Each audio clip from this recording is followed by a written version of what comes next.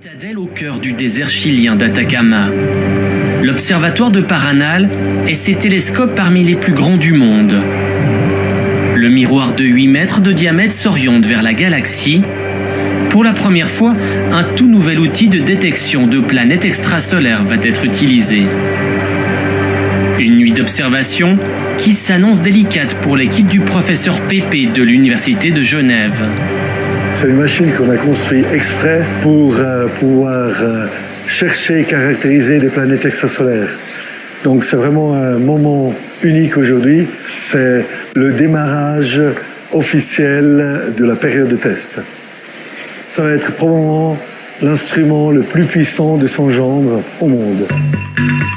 Ces chasseurs de planètes travaillent depuis près de 10 ans sur ce projet, avec un rêve: découvrir une sœur jumelle à la Terre.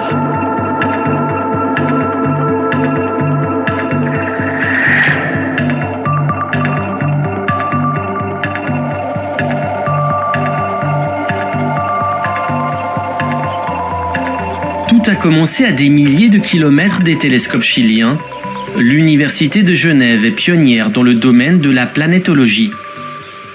Avec la découverte de la première planète extrasolaire par Michel Mayor et Didier Queloz en 1995, on est reconnus comme les spécialistes à niveau mondial dans ce domaine.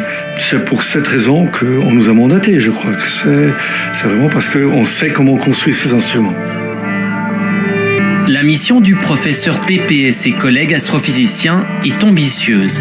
On veut aller chercher des planètes de la masse de la Terre qui pourraient être de type rocheuse, et on va chercher des planètes qui ont cette masse-là, mais en plus se trouvent à une distance de leur étoile qui permettrait la présence de l'eau liquide à leur surface. Des conditions indispensables à la vie telle que nous la connaissons, une quête scientifique qui vise à répondre à une question. On veut savoir, est-ce qu'on est seul dans l'univers? Et ça, c'est une question vieille de 3000 ans, voire plus. Donc c'est clair qu'il y a toujours un tout petit peu de ça derrière. On veut comprendre si on est seul dans l'univers. Pour trouver des réponses, les scientifiques genevois travaillent sur un nouvel appareil de mesure. Une salle blanche aménagée pour éviter les poussières et un budget de 23 millions de francs. L'objectif: construire un détecteur de planètes, un spectrographe baptisé Espresso. Donc là, en face de nous, on voit le spectrographe Espresso qui va partir bientôt au Chili. Actuellement, on est en phase d'intégration. Espresso n'observe pas directement les planètes. Le spectrographe analyse la lumière des étoiles. Les variations de vitesse stellaire révèlent la présence de planètes. Posso provare a muovere un po' la lente per vedere se posso focalizzare meglio. Va bene, dopo, ciao. On a encore des problèmes à résoudre.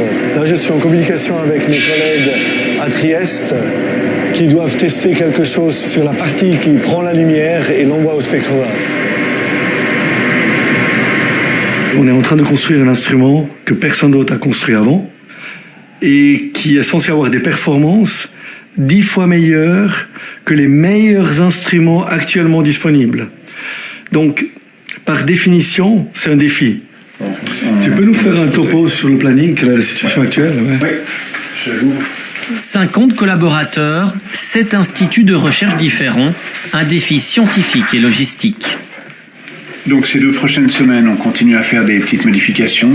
La semaine du 31 et la suivante jusqu'au 11 août, on fait les tests. Donc, le 14, le lundi, on commence le démontage. D'accord.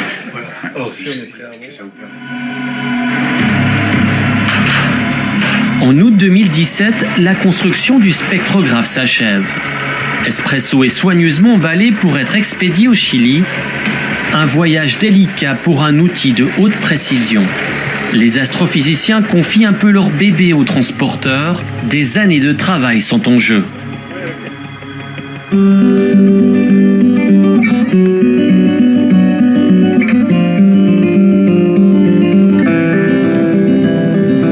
l'océan Pacifique, les paysages défilent avant de rejoindre les hauts plateaux du désert chilien. La dernière ville est à plus de 150 km. Le désert d'Atacama, il est particulièrement bon par rapport au reste du monde parce qu'on a un désert très sec en altitude et donc l'air est très transparent et ça favorise les observations astronomiques. Denis Mechevant a planifié les moindres détails du projet Espresso.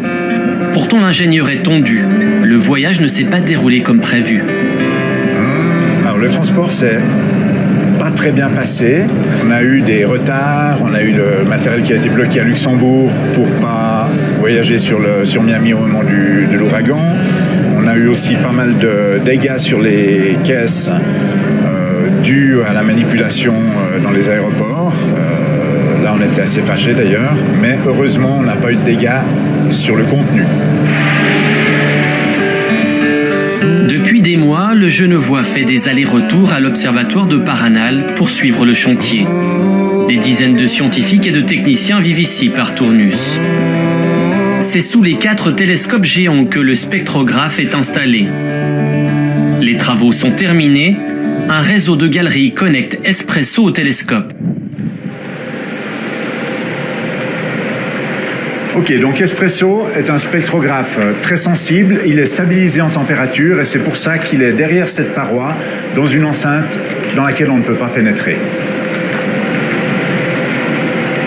Voilà, alors ici on a l'arrivée dans cette pièce de la lumière qui vient du télescope UT1, le premier télescope, et qui traverse la salle pour aller sur cette structure qui est la première pièce d'Espresso et qui, elle, va récolter la lumière des différents télescopes et l'envoyer dans le spectrographe à travers une fibre optique. On retrouve le professeur Pépé en séance de coordination. Ce soir, pour la première fois, Espresso va être lié au télescope, le résultat d'années de préparation enfin évalué. Where we do these fil rouge stars. Okay, here you have 2 blocks. We will have 3 blocks. One in the beginning of the night, one in the middle of the night, one towards the end of the night. And 85512. They can be observed only at the end of the night. Les scientifiques déterminent une dizaine d'étoiles à observer, un programme de test supervisé par l'ESO, l'Organisation européenne d'observation astronomique. C'est la première nuit officielle de ce qu'on appelle le commissioning. Et le commissioning, c'est une étape contractuelle qu'on a avec l'ESO, où on doit démontrer les performances de l'instrument. Donc c'était important de se coordonner pour qu'on sache ce qu'on va observer pendant la nuit. You should be sure that we have in mind the goal of the test.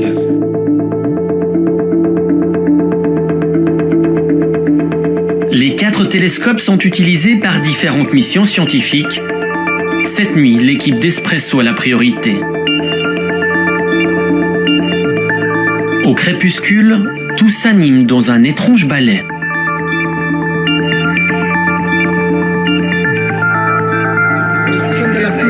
À l'intérieur de la salle de contrôle, le protocole de test est lancé.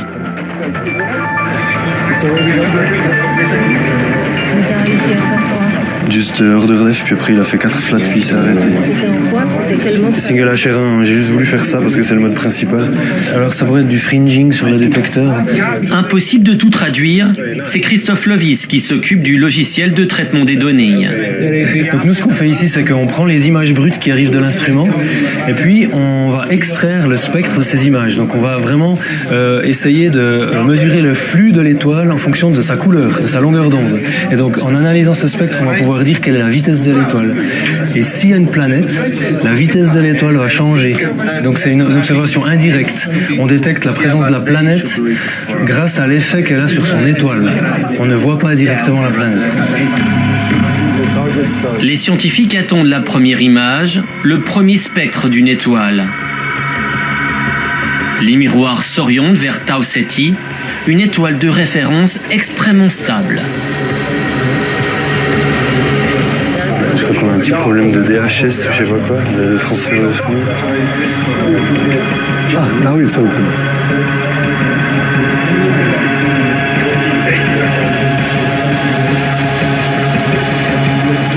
So maybe it's okay. Attention. Yes, wow.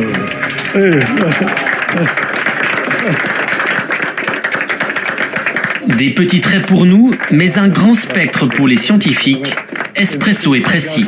Paolo. Ça, c'est le moment où on commence à passer d'une phase de projet à une phase d'opération-observation. Jusqu'à présent, on a conduit un projet, c'était surtout de la technique. À partir de maintenant, on démontre que l'instrument sait faire de la science de haute qualité et on va commencer d'ici quelques mois à exécuter notre programme scientifique pour faire de l'astronomie, pour faire de l'astrophysique. Ces prochains mois, les scientifiques vont pouvoir analyser des centaines d'étoiles à leur spectre. Mais ces chasseurs de planètes veulent aller encore plus loin. Si on arrive, par des astuces d'observation, à voir l'empreinte digitale de l'atmosphère de la planète, Espresso permettra de faire en tout cas une partie de ça. On pourra dire, dans l'atmosphère de cette planète, il y a de l'oxygène, ou il y a de l'ozone, ou il y a de l'eau, qui pourrait être indication de la présence de la vie. Tous les espoirs sont permis avec le spectrographe de l'Université de Genève, un outil de plus pour se rapprocher d'une réponse qui va bien au-delà de la science. Dans notre Voie lactée, donc notre galaxie, il y a 100-200 milliards d'étoiles. Dans l'univers, il y a 100-200 milliards de galaxies. Donc je vous laisse faire la multiplication.